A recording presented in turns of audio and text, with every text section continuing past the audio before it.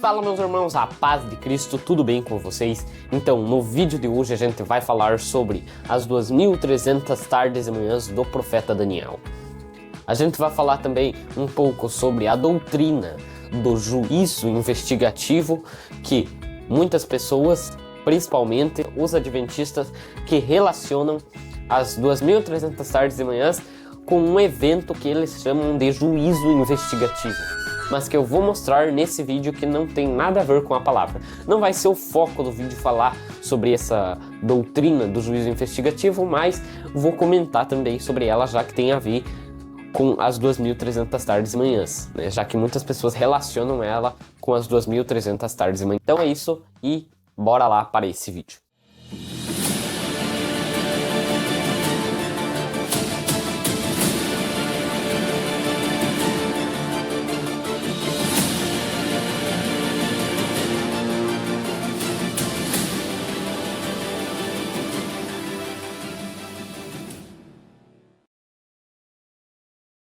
Então, a gente vai começar lendo aqui, né, o texto principal, que é o texto de Daniel capítulo 8, que fala sobre essas 2300 tardes e manhãs. Essas 2300 tardes e manhãs estão relacionadas com uma visão que o profeta Daniel teve no mesmo capítulo. É um anjo, um homem, né, brilhante que está na margem do rio e fala para outro homem: até quando durará a abominação desoladora e para que o santuário seja purificado? E o anjo diz, o outro homem, o outro anjo, né, diz: até 2300 tardes e manhãs e o santuário será purificado. Só que essa abominação da desolação tem a ver com a visão que Daniel teve ali alguns momentos antes. Qual foi essa visão?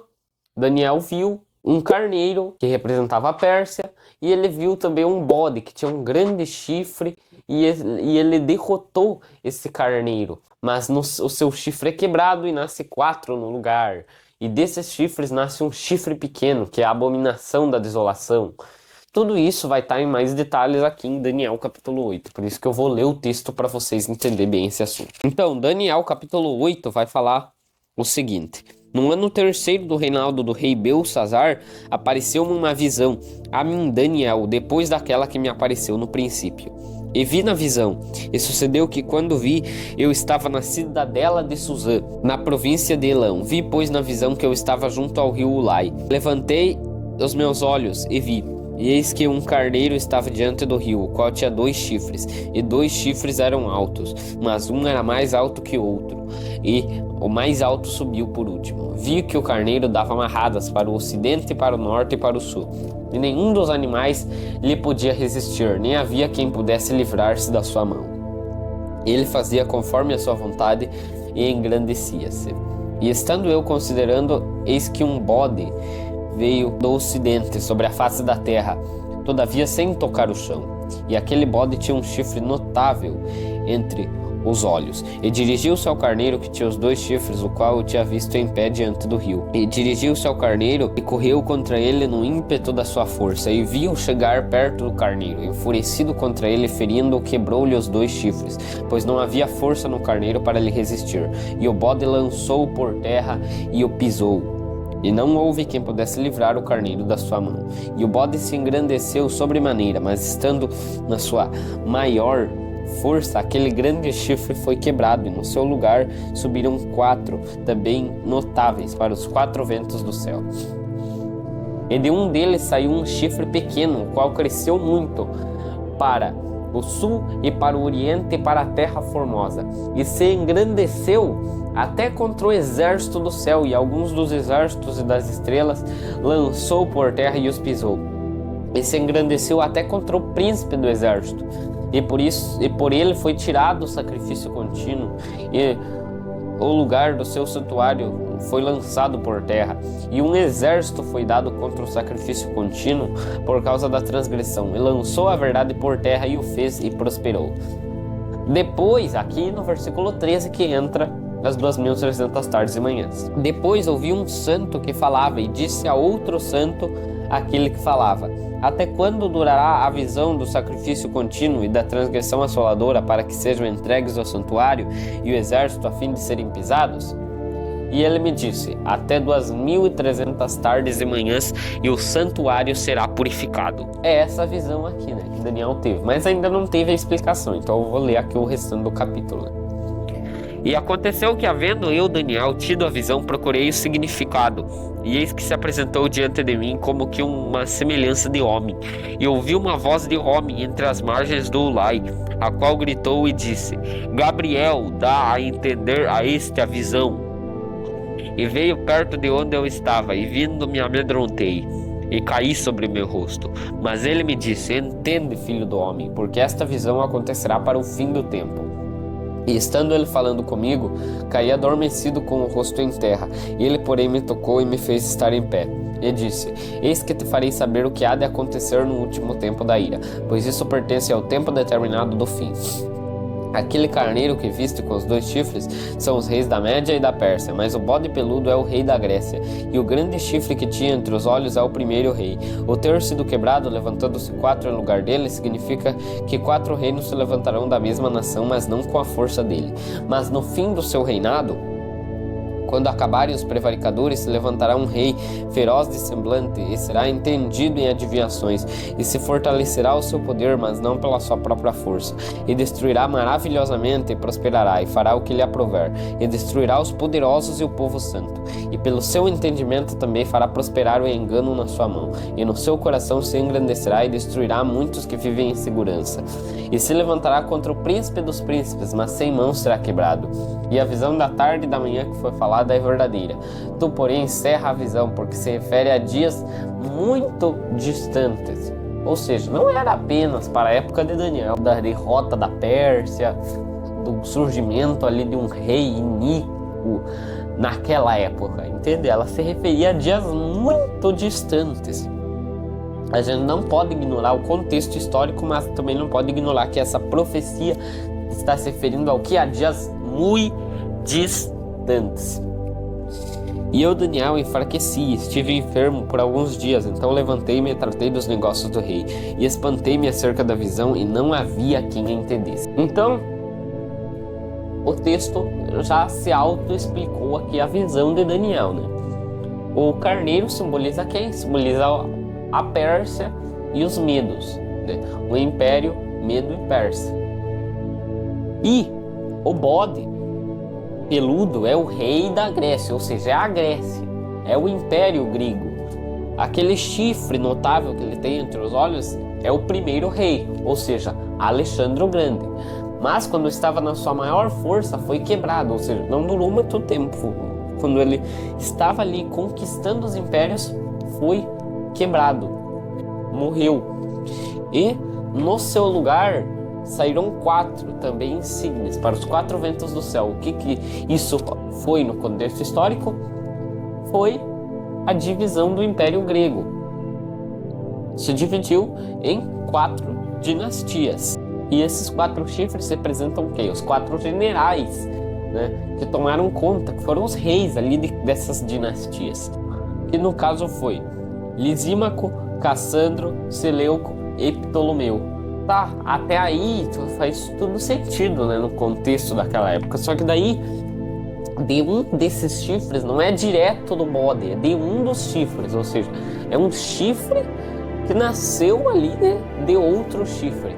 Desse outro chifre, que a gente até agora não sabe qual é, mas vocês já vão saber quem que é esse chifre do qual brota um outro chifre. Desse chifre brota, né, um outro chifre que é um chifre que começa pequeno, mas ele se torna robusto, grande, e se expande para o ocidente, para o sul, para a terra formosa. Esse chifre, chamado aqui de abominação da desolação, ele estabelece a abominação da desolação. O que ele faz? Ele cessa o sacrifício contínuo por 3 anos e meio, por tempos e metade de um tempo. Ele pisa o lugar santo, ele destrói, lança por terra o santuário. Até do exército do céu ele faz, né, com que alguns se rebelem, lança por terra e pisa eles. E quem que é esse chifre pequeno? É Antíoco Epífanes. Com certeza você já sabia dessa. Esse chifre pequeno é Antíoco Epífanes. Foi ele que foi lá e profanou o santuário sacrificando um porco, né? Lá no altar do Senhor. Foi ele que profanou o santuário, foi ele que exigiu adoração para ele, foi ele que exigiu o consumo de alimentos impuros, foi ele que tirou o sacrifício contínuo, né? Só que vocês vão ver que isso daqui não se encaixa no Antíoco Epífanes apenas. Parcialmente, essa profecia fala de Antíoco Epífanes, mas ela não está falando totalmente de Antíoco Epífanes. É uma profecia com dois significados.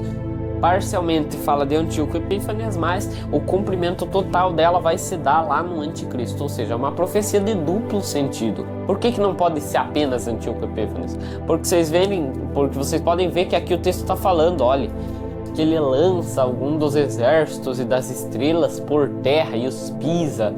E isso daqui é uma referência clara lá para Apocalipse 12, que embora não esteja falando do Anticristo, né, faz uma grande referência ali à besta também, ao Anticristo, né, e aos eventos lá da última semana, entendeu? Ou seja, os eventos dos últimos 3 anos e meio da grande tribulação, tá entendendo? Ou seja, a profecia já tá, Apocalipse 12 já está fazendo uma referência aqui para Daniel 8, fazendo a gente já entender que essa profecia está falando do tempo do fim também. Porque assim como Antíoco Epífanes profanou o templo por 3 anos e meio, o Anticristo vai profanar o templo por 3 anos e meio também. E eu não estou falando do templo, do terceiro templo que vão construir lá em Jerusalém, embora eles possam construir, embora o Anticristo possa ir para lá, possa se apossar desse templo aí também, a profecia não está falando de um templo literal, está falando de um templo espiritual. Assim como o sacrifício contínuo, não é que o Anticristo vai falar, vão construir o terceiro templo, vão fazer os sacrifícios e o Anticristo vai chegar lá e vai falar não. Parem de fazer sacrifícios, vou eliminar esses sacrifícios aqui. Não é isso que a profecia está falando. A profecia está falando do sacrifício espiritual, do sacrifício dos lábios, do incenso suave espiritual, que em vários textos da Bíblia a gente vê que está falando da oração. E Antíoco Epífanes tirou o sacrifício. O Anticristo vai fazer o quê? Vai tirar a oração, vai tirar a pregação do Evangelho. Antíoco Epífanes exigiu o sacrifício aos deuses, o sacrifício a ele, a adoração a ele. O Anticristo vai fazer a mesma coisa também, entende? Então é para vocês verem que essa profecia fala muito mais do tempo do fim do que apenas lá de Antíoco Epífanes. Não anulo de que ela esteja falando sim de Antíoco Epífanes, mas ele foi apenas uma figura do Anticristo, assim como Senaqueribe foi, assim como o próprio Nabucodonosor foi, assim como o faraó do Egito foi. E esse templo espiritual que o Anticristo vai profanar, você ficou se perguntando, né, agora, mas por que você não crê no terceiro templo? Você não crê que o Anticristo vai ir lá se assentar no terceiro templo, como está escrito lá em 2 Tessalonicenses capítulo 2? Eu não creio que a profecia esteja falando desse evento da profanação de um templo literal. Sabe por quê? Porque nós somos o templo do Espírito Santo, entende? Mas como o Anticristo vai querer profanar o templo? Ele vai querer ele vai querer se assentar nesse templo, colocando a sua marca, fazendo as pessoas adorar só a ele, entende? Colocando a sua marca na testa ou na mão direita, tá entendendo? Assim ele vai estar profanando o templo, entende? E esse templo vai precisar de uma restauração. E essa também pode ser uma profecia de duplo sentido, assim como o Israel literal, lá Jerusalém literal vai precisar de uma restauração, assim o corpo de Cristo também vai precisar de uma restauração. E qual restauração? A restauração das 2 casas de Israel. Você lembra da profecia de Ezequiel capítulo 37? Lá está falando da restauração do Israel, não apenas do literal, mas também do espiritual. Esses ossos são toda a casa de Israel, ou seja, é a glorificação dos corpos de todos os santos, porque todos eles fazem parte de Israel, que agora é o Israel unificado, não é mais as 2 casas de Israel, é a casa de Israel, tá entendendo? Esse é o templo o templo de Deus que o Anticristo vai querer profanar, entende? E quando que ele vai ser restaurado? No final de 2.300 tardes e manhãs. E isso só pode se encaixar na vinda de Jesus, porque quando que vai acontecer a glorificação dos corpos? Quando que vai acontecer a restauração desse templo? Vai ser na vinda de Jesus.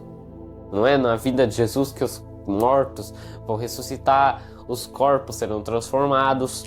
Só que a gente precisa entender o que são essas 2.300 tardes e manhãs, saber onde a gente vai botar o início delas, onde elas vão terminar, entende? Entender a profecia, entender as datas exatas ali, entende? Por quê? Uma interpretação que está errada é dizer que essas 2.300 tardes e manhãs são dias literais. Entende? Ou seja, 2.300 tardes e manhãs. Ou seja, 2.300 tardes e manhãs. Então a gente pega 2.300 dividido no meio, vai dar 1.150 dias. E daí pegar esses 1.150 dias e aplicar lá na última semana. Lá nos últimos 3 anos e meio. Não faz sentido. Por quê? Porque os últimos 3 anos e meio são 1.260 dias, ou seja, vai ficar aí um intervalo de 115 dias. A diminuir elas como dias literais e colocar elas, encaixar elas lá, lá nos últimos 3 anos e meio, porque vai ficar coisa faltando aí. Porque vai ficar faltando, entende? Vai ficar faltando tempo aí. Então a profecia não se encaixa ali. Tá entendendo? Embora essas 2.300 tardes e manhãs englobem dentro delas os últimos 3 anos e meio. É um assunto bem complexo, mas vocês vão entender ele no final do vídeo, até porque eu vou ilustrar ele aqui, né, com uns mapas mentais, uns gráficos. Uma outra interpretação é a dos adventistas, e essa é a mais famosa. Eles interpretam que as 2.300 tardes e manhãs são 2.300 tardes e manhãs, ou seja, tardes e manhãs igual um dia. Ou seja, 2.300 dias. Mas esses dias são dias proféticos, ou seja, igual na profecia lá das 70 semanas. Os 490 dias são, na verdade, 490 anos. E aqui também. Aqui, as 2.300 tardes e manhãs são 2.300 anos. Entende?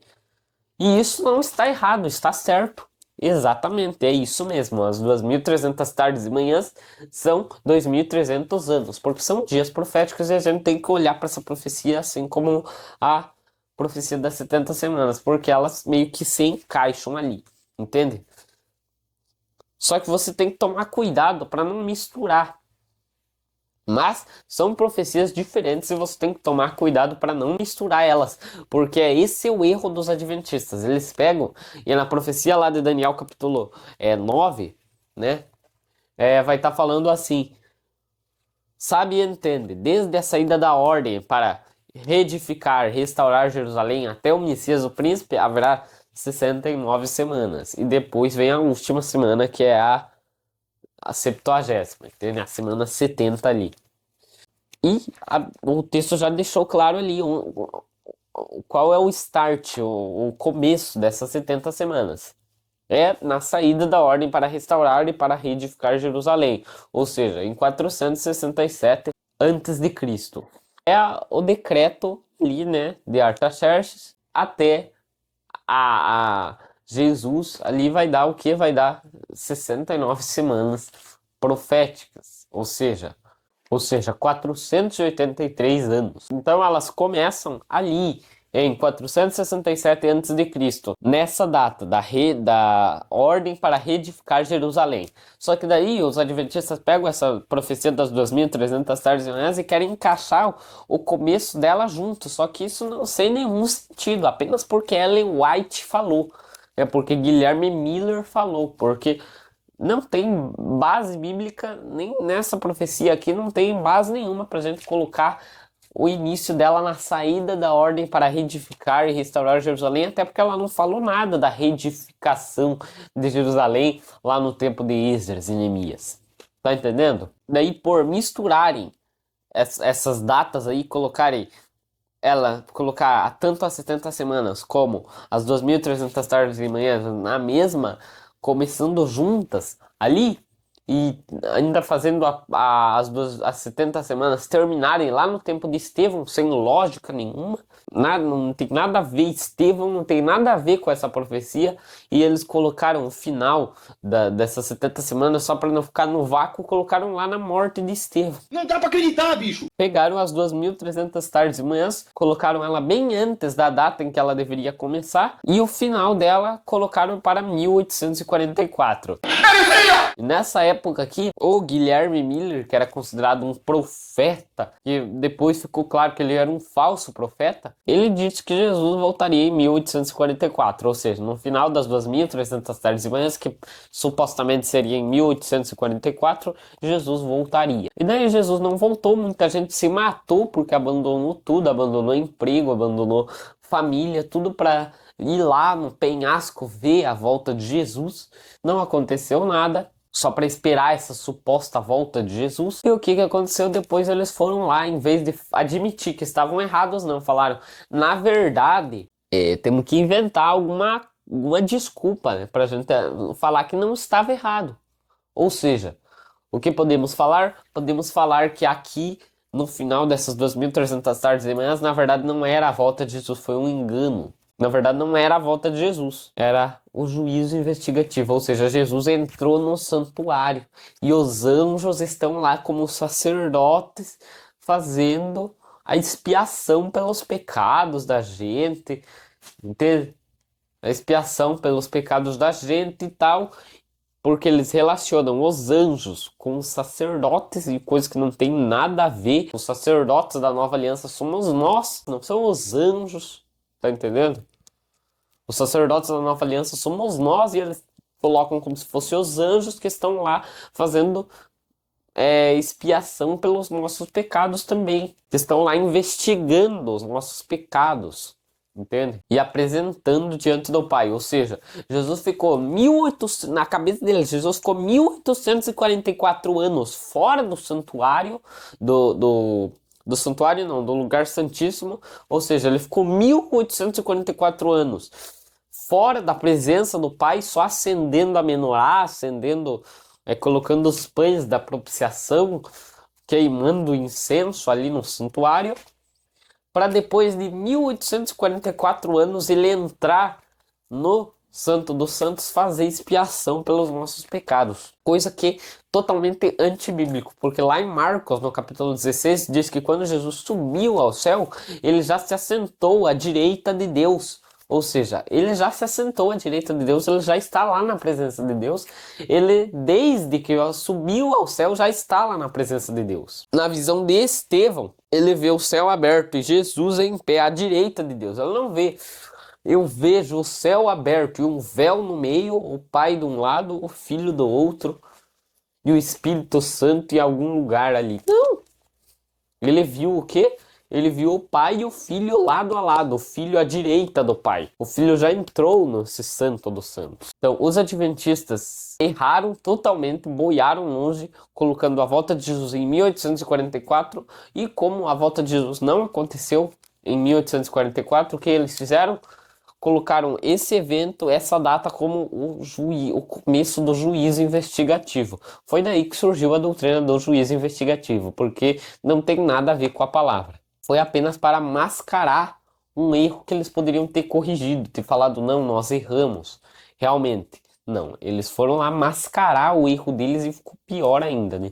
E eu acho impressionante como os adventistas, conhecendo essa história, que não é uma teoria, está nos próprios livros de Ellen White, eles mesmo conhecendo essa história, não veem que essa doutrina foi apenas para mascarar um erro, entende? Grotesco, uma heresia que eles mesmos cometeram. Mas enfim, né, para defender a doutrina de homens, os homens fazem qualquer coisa. Tá, mas se não é nenhuma dessas interpretações, qual é a interpretação correta?